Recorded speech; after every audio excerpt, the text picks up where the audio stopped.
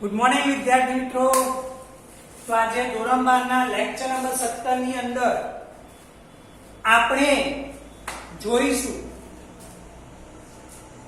લઘુત્તમ વિચલન કોણ। ચલો એ પહેલા આપણે આગળના લેક્ચરની થોડી માહિતી મેળવી લઈએ વિદ્યાર્થી।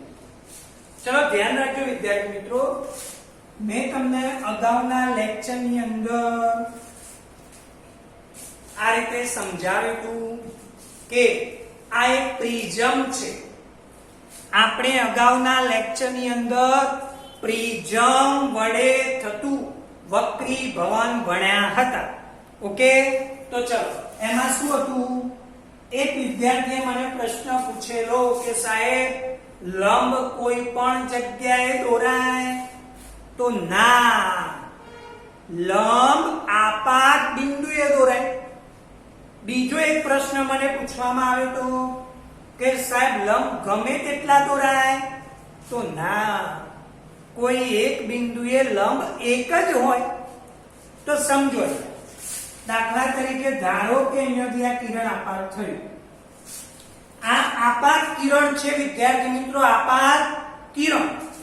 ચલો આ બિંદુએ આપાત થયું, ફરી બોલો વિદ્યાર્થી મિત્રો, આ બિંદુએ આપાત થયું, તો આ આપાત બિંદુએ તમે 90 અંશના ખૂણે લીટી દોરો। ફરીથી આ બિંદુએ તમે આમ 90 અંશના ખૂણે આવી રીતે 90 અંશના, તો એક જ લીટી દોરાય એટલે કે એક જ લંબ મળે। હવે કિરણ પાતળા માધ્યમમાંથી ઘટ માધ્યમમાં આવે એટલે આમ લંબ તરફ આમ વાંકું વળીને આમ જાય, તો આ બિંદુએ પાછો ફરીથી લંબ દોરો। હવે કિરણને આમ જવું છે, ખરેખર કિરણ ઘટ માધ્યમમાંથી પાતળા માધ્યમમાં એટલે આ લંબથી દૂર, ફરીથી દૂર એટલે આમ નીચે તરફ જાય, દૂર। કમ્પ્લીટ આપણે આવું ભણ્યા હતા। અહીંયા મેં તમને કહ્યું હતું આપાત કોણ I, વક્રીભૂત કોણ R1, ફરીથી આ R2, અહીંયા નિર્ગમન કોણ E, લંબ સાથે મપાય, લંબ અને નિર્ગમન કિરણ વચ્ચેનો ખૂણો, આ તું નિર્ગમન કિરણ। કમ્પ્લીટ વિદ્યાર્થી મિત્રો, 100% ખબર પડી ગઈ। ઓકે, અને આપણે આ સૂત્ર ભણ્યા હતા I + E બરાબર 1 + β। આપાત કોણ, નિર્ગમન કોણ, પ્રિઝમ કોણ, વિચલન કોણ। કમ્પ્લીટ ખબર પડી ગઈ વિદ્યાર્થી મિત્રો। ઓકે, તો આપણે લેક્ચર નંબર 16 ની અંદર આ સૂત્રનો અભ્યાસ કર્યો હતો। ઘણા વિદ્યાર્થીઓ જોયું હશે કે સાહેબ આ સૂત્ર ચોપડીની અંદર 4 સ્ટેપની અંદર આપેલું છે, ક્લિયર? પણ તમે ધ્યાનથી અભ્યાસ કરજો, મેં તમને જે સમજાવ્યું છે પરીક્ષાની અંદર તમે એ જ રીતે લખજો, ક્લિયર? કેમ કે મેં તમને બધી જ માહિતી સમજાવી છે કે કયું સૂત્ર ક્યાંથી આવે છે। ચોપડી લઈ બેસશો સીધા તો કંઈ જ ખ્યાલ આવશે નહીં વિદ્યાર્થીઓ, ક્લિયર? અને રેફરન્સની અંદર પણ એ જ રીતે આપેલું છે, ક્લિયર? એટલે ખાસ નોટ બનાવતા રહેજો સાથે સાથે। ઓકે, ચલો તો આજના લેક્ચરમાં આપણે જોઈશું વિદ્યાર્થી મિત્રો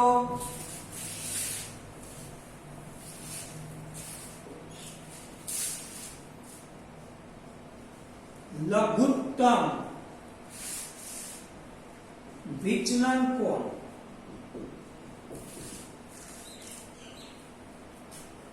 ક્લિયર?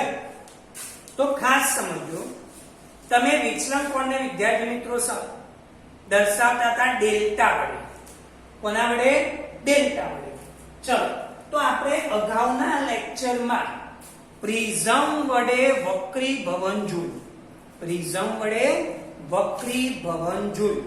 ઓકે, જો બહુ શાંતિથી સમજો, જો પ્રાયોગિક રીતે પ્રયોગ કરી વિચલન કોણ ડેલ્ટા વિચલન કોણ ડેલ્ટા વિરુદ્ધ આપાત કોણ I, ફરીથી વિચલન કોણ ડેલ્ટા વિરુદ્ધ આપાત કોણ I નો આલેખ દોરવામાં આવે તો એ આવો U આકારનો મળે છે વિદ્યાર્થી. કેવો મળે છે વિદ્યાર્થી મિત્રો? U આકારનો મળે છે. કમ્પ્લીટ ખબર પડી ગઈ? 100% ખબર પડી ગઈ? તો હવે બહુ જ શાંતિથી સમજજો વિદ્યાર્થી, બહુ જ શાંતિથી સમજજો. ચલો ધ્યાન અહીંયા બધાનું. ઓકે વિદ્યાર્થી મિત્રો, તો હવે સમજો યાર કે વિચલન કોણ વિરુદ્ધ આપાત કોણનો આલેખ તમને આવો U આકારનો મળે. ક્લિયર? ખોટું ના લગાડતા, પણ આવું યાદ રાખી શકાય કે સ્વામિનારાયણ આકારનું મળે. ક્લિયર? એટલે કે સ્વામિનારાયણનો જે આમ ચોલ્લો હોય એ આકારનો આલેખ મળે છે વિદ્યાર્થી મિત્રો. ક્લિયર? તો હવે સમજો, તમે આ પ્રેક્ટિકલી આલેખ દોરેલો છે, પ્રાયોગિક રીતે તમારે દોરવા બેસવાનો નથી. ચલો હવે તમે જુઓ કે આ જે બિંદુ અહીંયા તમે જુઓ વિદ્યાર્થી, આ બિંદુ અહીંયા I બરાબર E થાય છે, અહીંયા I બરાબર E થાય છે. હવે તમને એમ થાય કે સાહેબ આ કઈ કે ખબર પડી I બરાબર E થાય છે? તો મેં તમને પહેલા જ કહ્યું કે આ પ્રાયોગિક રીતે આલેખ દોરેલો છે. I બરાબર E એટલે કે આપાત કોણ અને નિર્ગમન કોણ સમાન મૂલ્યના થાય છે. ત્યારે તમે જુઓ આ વિચલન કોણ તમે દેખો વિદ્યાર્થી મિત્રો, આ વિચલન કોણ સૌથી ઓછો.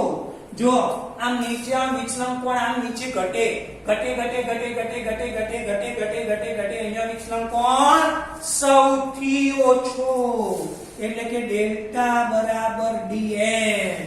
ફરીથી વિચલન કોણ સૌથી ઓછો જેને કહેશો ન્યૂનતમ વિચલન કોણ, અને પછી I બરાબર E આગળ જો I નું મૂલ્ય વધે તો પાછો વિચલન કોણ વધે.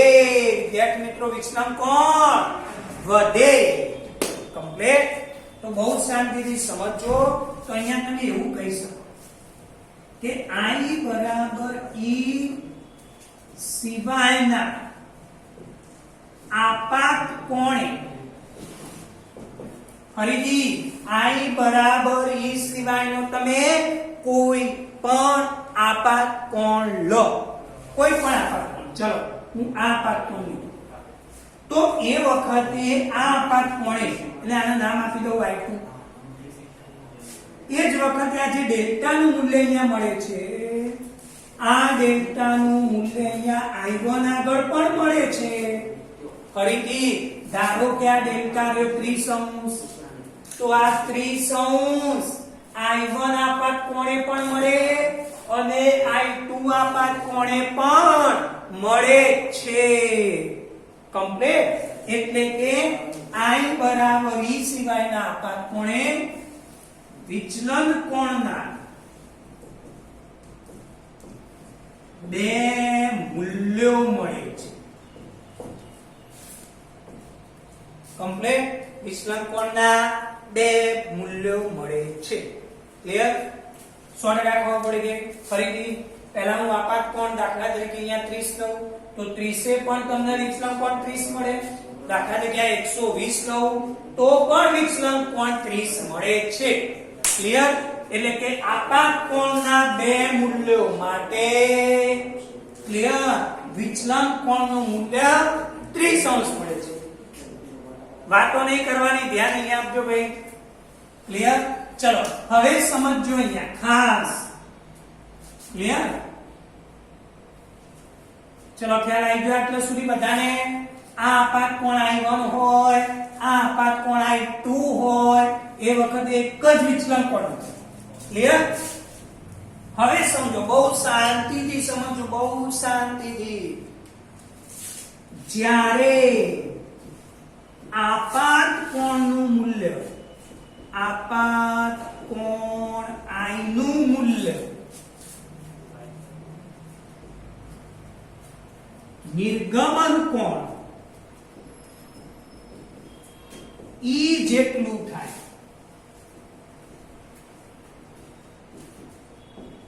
ત્યારે ફરીથી આપાત કોણ આઈ નું મૂલ્ય નિર્ગમન કોણ ઈ જેટલું થાય છે ત્યારે વિચલન કોણનું મૂલ્ય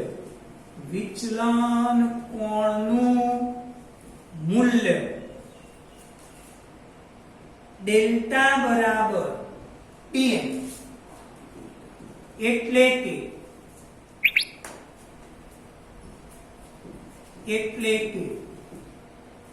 લઘુત્તમ થાય છે. ફરીથી જ્યારે આપાત કોણનું મૂલ્ય નિર્ગમન કોણ ઈ જેટલું થાય છે ત્યારે વિચલન કોણનું મૂલ્ય dm એટલે કે લઘુત્તમ થાય છે. એટલે કે જો તમે આ વિચલન કોણ ઘટ્યો અહીંયા લઘુત્તમ થઈ ગયો, પછી આપાત કોણ વધે તો વિચલન કોણનું મૂલ્ય પણ વધે છે. એટલે આના પરથી તમારે બે વાક્યો ખાસ યાદ રાખવાના છે. કયા કયા? તો એક I બરાબર E ત્યારે ડેલ્ટા બરાબર dm. ફરી I નું મૂલ્ય E જેટલું થાય એટલે વિચલન કોણનું મૂલ્ય લઘુત્તમ વિચલન કોણ dm જેટલું થાય. એટલે અહીંયા તમે કૌંસમાં લખી શકો લઘુત્તમ વિચલન કોણને dm વડે દર્શાવાય. ક્લિયર? કોઈ જગ્યાએ વિદ્યાર્થી મિત્રો ડેલ્ટા m લખેલો હોય તો પણ ચિંતા કરવાની નહીં. the minimum value of delta. Okay, ચલો આ એક વાક્ય મગજમાં બેસાડી દો ઝડપથી. બીજું, હવે તમારી ચોપડીની અંદર એક વાક્ય આપેલું હશે એ હું તમને અહીંયા સમજાવું છું. ખાસ ધ્યાન રાખજો વિદ્યાર્થી મિત્રો. આ લંબ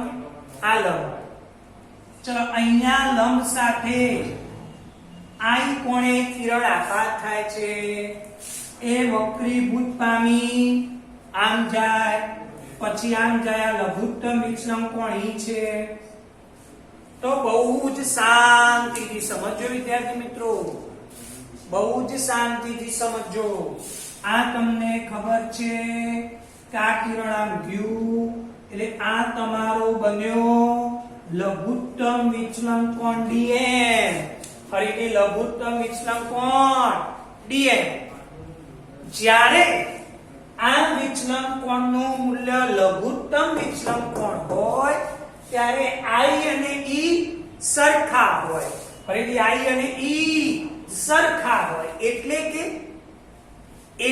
કે આ જેટલો આપાત કોણ છે એટલે આ I એ E હોય અને E એ I હોય.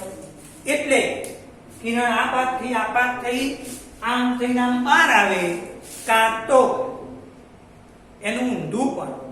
ફરીથી કહું છું આ કિરણ આમ જઈ આમ વક્રીભૂત પામીને આમ બહાર આવે.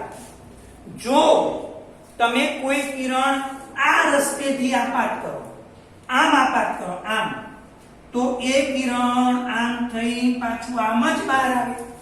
એટલે જે ખૂણે તમે આપાત કર્યું હતું અને જ્યાંથી નિર્ગમન પામ્યું એ જ કિરણ નિર્ગમન કોણે તમે આપાત કરો તો એ આપાત કોણે બહાર આવે. ખબર પડી? ફરીથી વાક્ય સમજો. આપાત કોણે જે કિરણ તમે આપાત કર્યું એ નિર્ગમન કોણે બહાર આવે. એ નિર્ગમન કોણે તમે કિરણ આપાત કરો પાછું ફરીથી આ વિનાય રસ્તે બહાર આવે. કેમ? કારણ કે આપાત કોણ અને નિર્ગમન કોણ બે સમાન મૂલ્યના થાય. ક્લિયર? અને યાદ રાખજો આ કિરણ ત્યાં જે સપાટી છે એને સમાંતર બને. આ પ્રિઝમનો જે પાયો છે બે, આ કિરણે પાયાને સમાંતર બને. ફરીથી આ વક્રીભૂત કિરણ જે છે એ પ્રિઝમના પાયાને સમાંતર બને છે વિદ્યાર્થી મિત્રો. ક્યારે? લઘુત્તમ વિચલન કોણ વખતે. ક્લિયર? 100% ખબર પડી ગઈ કમ્પ્લીટ તો ચલો તમે આટલું મગજમાં ઉતારી દીધું તો હું તમને લઘુત્તમ વિચલન કોણનું સૂત્ર તારવવાનું સમજાવીશ એક વાક્ય યાદ રાખો ફરીથી I બરાબર E થાય ત્યારે વિચલન કોણનું મૂલ્ય લઘુત્તમ થાય એટલે કે I બરાબર E ત્યારે ડેલ્ટા ડેલ્ટા M બીજું લઘુત્તમ વિચલન કોણ વખતે તમે જે ખૂણે કિરણ આપાત કરો છો એ જ ખૂણે કિરણ બહાર આવે જો તમે આ બાજુથી એટલે જે બાજુથી બહાર આવતું હતું નિર્ગમન પામતું હતું એ બાજુથી ફરી આપાત કરો તો જ્યાંથી આપાત થતું હતું એ જ ખૂણે બહાર આવે ત્રીજી વસ્તુ વક્રીભૂત કિરણ એ આ સપાટીને સમાંતર બને પાયાને સમાંતર બને છે ક્યારે જ્યારે ડેલ્ટા બરાબર dm લઘુત્તમ વિચલન કોણ હોય ત્યારે વિદ્યાર્થી ઓકે મગજમાં ઉતારી દો મગજમાં ઉતારી દો મગજમાં ઉતારી દો ક્લિયર ચલો આગળ વધીએ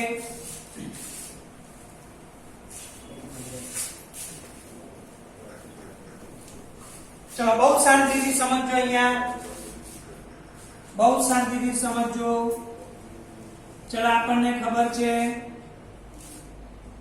લઘુત્તમ વિચલન કોણે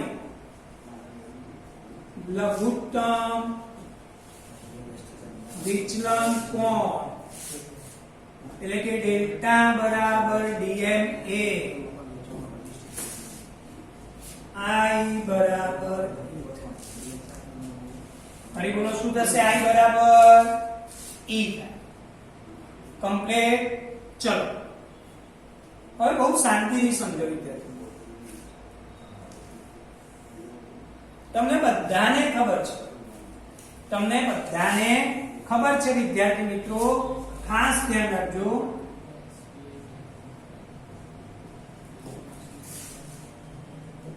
ક્લિયર હવે સમજો બહુ શાંતિથી સમજો આ લંબ અહીંયા કિરણ I કોણે આપાત થાય અહીંયાથી વક્રીભૂત પામીને આમ સીધું જાય આ ખૂણો થશે R1 આ ખૂણો થશે R2 પછી આમ જાય એટલે આ વિચલન કોણ E ચલો ખ્યાલ આવે છે ને આ લંબ છે વિદ્યાર્થી મિત્રો આ લંબ છે અહીંયા મેં નામ આપ્યું Q અહીંયા નામ આપ્યું R ચલો સ્નેલનો નિયમ દરેક વિદ્યાર્થીને ખબર હશે આ બારનું માધ્યમ N1 ચલો આ માધ્યમ N2 ક્લિયર N2 એ પ્રિઝમ નું માધ્યમ છે N1 એ બારનું હવા છે વિદ્યાર્થી મિત્રો ચલો Q આગળ સ્નેલનો નિયમ વાપરું Q આગળ સ્નેલનો નિયમ વાપરું તો જુઓ શાંતિથી જુઓ વિદ્યાર્થી મિત્રો એકદમ શાંતિથી N1 sin I is equals to N2 sin R ફરીથી Q આગળ સ્નેલનો નિયમ N1 sin I is equals to N2 sin R clear હવે ખૂણો અતિ સૂક્ષ્મ હોય તો તમને ખબર જ છે વિદ્યાર્થી મિત્રો ખૂણો અતિ સૂક્ષ્મ હોય તો સાહેબ sin I is equals to I થાય તો બોલાડો N1 I is equals to N2 R1 સમીકરણ નંબર 1 ચલો આ જ વસ્તુ તો હું R આગળ વાપરું સ્નેલનો નિયમ ચલો ઝડપથી દેખજો વિદ્યાર્થી મિત્રો R આગળ સ્નેલનો નિયમ તો અહીંયા માધ્યમ કયું N2 તો N2 sin R2 is equals to બારનું માધ્યમ આ હવા તો આ પણ હવા જ છે વિદ્યાર્થી મિત્રો તો N1 sin હવે ખૂણો અતિ નાનો હોય તો ધ્યાન રાખજો વાતો કરતા નહીં વિદ્યાર્થી મિત્રો તો ચલો N2 R2 is equals to N1 આ સમીકરણ 2 ચલો 100% ખબર પડી ગઈ. આ ક્યારે લખ્યું? જ્યારે ખૂણો અતિ નાનો હોય. ચલો જોઈ લો એકવાર, ઝડપથી જોઈ લો. ચલો ઝડપથી જોઈ લો. ઓકે, આ ક્યારે આવે? જ્યારે ખૂણો અતિ નાનો હોય, કૌંસમાં લખવું હોય તો લખી દેવા. હવે તમે જુઓ વિદ્યાર્થીઓ, આ n1 I છે, n1 E છે, પરંતુ ચલો અહીંયા હું લખું છું, પરંતુ ડેલ્ટા બરાબર dn implies I બરાબર E. ફરીથી ડેલ્ટા બરાબર dn implies I બરાબર E. એટલે કે ડેલ્ટા એ dm હોય તો I બરાબર E હોય. એટલે કે લઘુત્તમ વિચલન કોણે I ને E બે સમાન હોય. ચલો I ને E બે સમાન હોય, આ ખાસ ધ્યાન રાખજો વિદ્યાર્થી મિત્રો. ચલો I ને E બે સમાન હોય તો અહીંયા હું E લખી શકું, તો n1 E બરાબર n2 r1. ક્લિયર? આ તમારું સમીકરણ એક અહીંયા આપી દઉં. ઓકે, ચલો ખ્યાલ આવી ગયો? કમ્પ્લીટ. સમજવા માટે અહીંયા લખ્યું છે મેં, તો બોલો n1 E બરાબર n2 r1, n1 E બરાબર n2 r2. તો અહીંયા લખી દઉં સમીકરણ. ચલો ધ્યાન રાખજો વિદ્યાર્થી મિત્રો, ખાસ આ સમીકરણ હું અહીંયા લખી દઉં છું કે n1 E બરાબર n2 r1. આ તમારું સમીકરણ નંબર 1 જે અહીંયા હતું એ અહીંયા લખું છું વિદ્યાર્થી મિત્રો, ખાસ. ઓકે, અને તમારું જે સમીકરણ 2 છે n2 r2 n1, આ સમીકરણ 2. ચલો આ બે સરખાવો. જો હવે n1 n1 આ બે સમાન તો આ બે પણ સમાન. એટલે સમીકરણ 1 અને 2 પરથી, ફરીથી સમીકરણ 1 અને 2 પરથી n2 r1 n2 r2. ફરીથી અહીંયા I ને E બે સમાન થાય ત્યારે ડેલ્ટા બરાબર dm થાય. વિદ્યાર્થી મિત્રો બહુ સમજવા જેવો ટોપિક છે. કોઈ રેફરન્સ ની અંદર તમે શોધશો તો આટલું ક્લિયર લખેલું મળશે નહીં. ઓકે, ચલો n2 n2 cut, r1 r2. બધું યાદ રાખજો વિદ્યાર્થી મિત્રો, આગળના સૂત્રો. ચલો આગળના સૂત્રો દરેકને યાદ છે